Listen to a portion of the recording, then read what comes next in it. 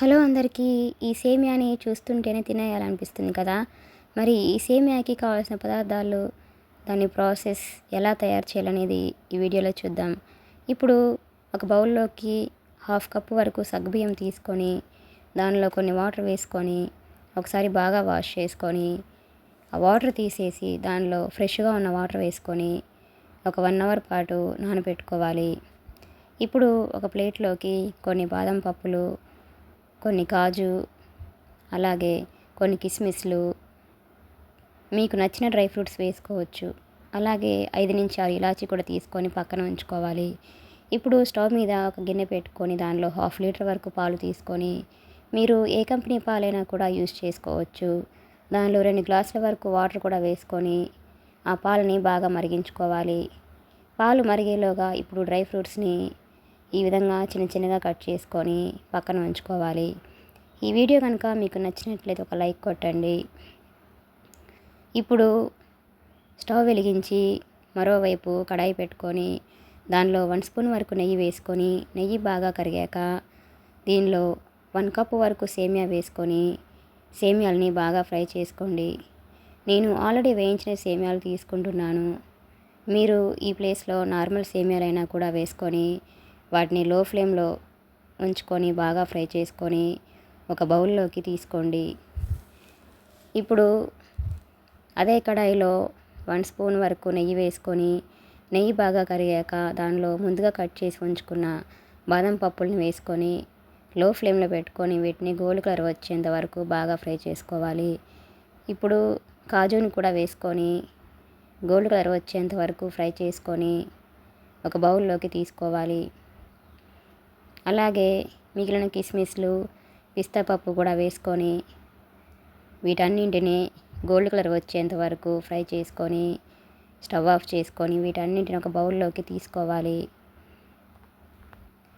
ఇప్పుడు పాలు ఒక పొంగు వచ్చేసి బాగా చిక్కగా అయిపోయి మరిగిన తర్వాత ఒకసారి ఇలా బాగా కలుపుకొని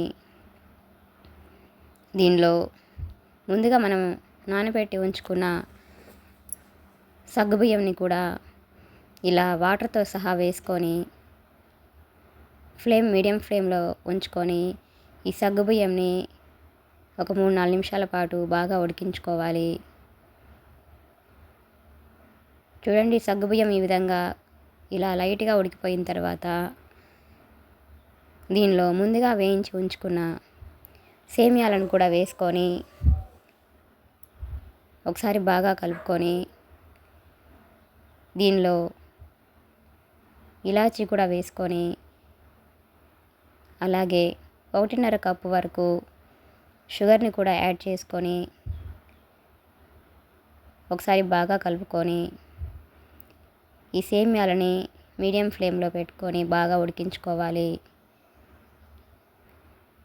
ఈ సేమియా చాలా చాలా టేస్టీగా ఉంటుందండి. మీరు కూడా తప్పకుండా ట్రై చేయండి. ఇప్పుడు దీనిలో ముందుగా వేయించి పెట్టుకున్న డ్రై ఫ్రూట్స్ని కూడా ఒకసారి వేసుకొని సేమియాలు మరికొద్దిసేపు బాగా ఉడికించుకోవాలి.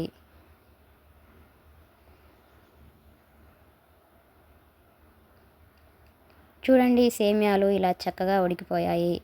ఒకటి పట్టుకొని ఇలా చూస్తే సేమియాలు ఇలా సాఫ్ట్గా అయినప్పుడు 1 నిమిషం పాటు ఉంచేసి స్టవ్ ఆఫ్ చేసుకోవాలి. ఇప్పుడు ఇలా రెడీ అయిన సేమియాలని స్టవ్ మించి పక్కకు దించేసుకొని, ఇక్కడే ఉందండి అసలైన సీక్రెట్.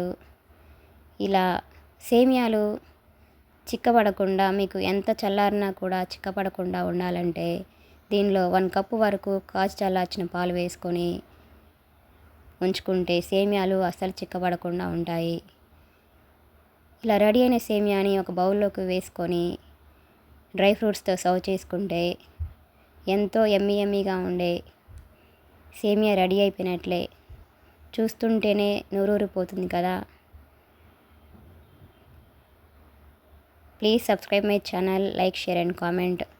మరిన్ని మంచి వీడియోస్ కోసం మన ఛానల్ని సబ్స్క్రైబ్ చేసుకోండి. చూడండి, సేమియాని చూస్తుంటే నోరూరిపోతుంది కదా.